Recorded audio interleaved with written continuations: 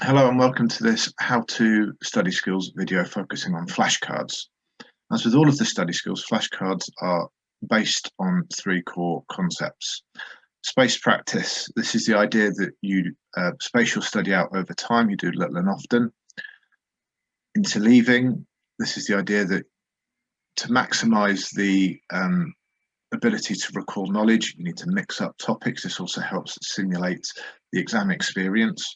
And retrieval practice, we need to practice remembering things. So always work from memory first, and then use your resources after you've exhausted everything that you can remember.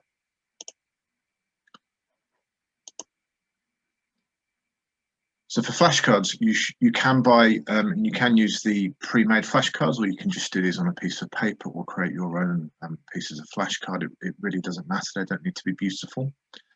Put a question on one side of the card and put the answer on the other. Very simple. A day or two later, or weeks later, answer the questions from memory. Do write the answers down on a piece of paper and don't cheat. Flashcards are a really common method for revision, but they're not often used as effectively as they could be. Flashcards are also interesting because they're one of the few study skills where it's actually valuable to keep the resource you made.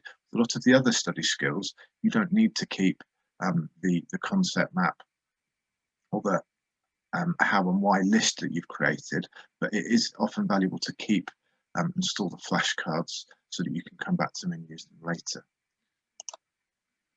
Here's an example of a flashcard. So we've got the question on one side. Again, this is from Design and Technology. We've got the question on one side: what are new and emerging technologies? And what are the advantages and disadvantages? And then on the reverse, we've got the answers. To use these flashcards, to create these flashcards, attempt to do the creation from memory first, but also you can use a resource to create the cards. What you must do, though, is when you're coming back to the flashcard and you're testing yourself, is you must work from memory. You must not cheat. You must not just say, oh yeah, I know the answer to that. Absolutely need to get a piece of paper, write down the answers, and then check your answers afterwards.